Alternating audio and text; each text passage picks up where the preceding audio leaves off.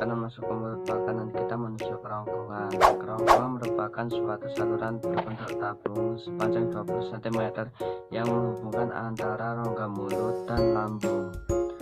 Di dalam kerongkongan terjadi gerakan kristalik, yaitu gerakan meremas yang dilakukan oleh kerongkongan untuk membuat makanan terdorong masuk dalam lambung. Lambung adalah bagian paling elastis pada organ pencernaan manusia yang paling elastis. Lambung berbentuk seperti kantong dan terlentang di rongga perut kiri atas. Di dalam lambung, makanan mengalami pencernaan secara mekanis dan kimiawi. Pencernaan mekanis dilakukan dengan cara dinding lambung atau otot yang meremas dan mengaduk makanan. Pencernaan kimiawi dilakukan oleh cairan lambung yang dihasilkan oleh kelenjar lambung. Cairan lambung mengandung 3 enzim: pepsin, renin, asam klorida. Fungsi pepsin adalah memecah protein menjadi pepton. Fungsi renin adalah mengadapkan protein susu menjadi kasein. Asam klorida atau HCl itu untuk mengasamkan makanan dan membunuh kuman yang menyertai makanan. Makanan dicerna dulu di usus halus. Usus halus merupakan usus terpanjang dalam saluran cernaan. Karena panjangnya mencapai 6 hingga 7 meter, di dalam usus halus terdapat cairan khusus yang membantu melancarkan pencernaan makanan. Usus halus terdiri dari 3 bagian, yaitu duodenum 12 jari, usus kosong, dan usus penyerapan.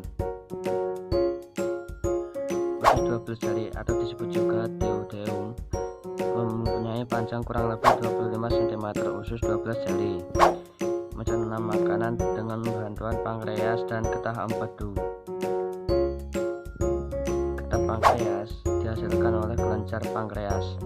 Asam pankreas mengandung enzim sebagai berikut.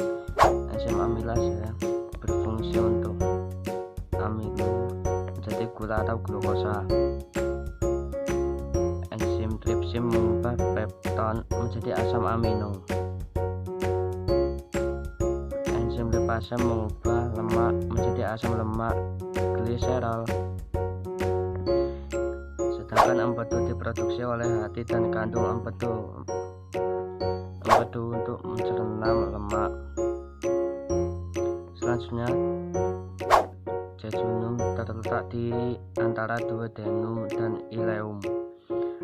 Usus kosong memiliki panjang sekitar 2,5 meter dan berfungsi untuk mencerna makanan dari duodenum. Terakhir, ileum merupakan tempat penyerapan sari-sari makanan. Pada seluruh permukaan dinding terdapat ujung-ujung pembuluh darah yang menyerap sari-sari makanan. Kemudian sari-sari tersebut diedarkan melalui aliran darah ke seluruh bagian dari tubuh. Setelah itu, sisa makanan yang dicerna dilanjutkan ke usus besar. Usus besar berfungsi untuk menyerap cairan vitamin dan mineral dari sisa-sisa makanan yang telah diserap oleh usus halus. Di dalam usus besar terdapat bakteri yang berguna untuk tubuh bernama E. coli yang berfungsi untuk membantu proses pembusukan sisa makanan. Proses pembusukan sisa makanan akan menghasilkan feses atau feses yang kemudian dikeluarkan melalui anus. Organ terakhir yang disebut rektum merupakan ujung muara usus besar yang berfungsi sebagai tempat penyimpanan sementara feses.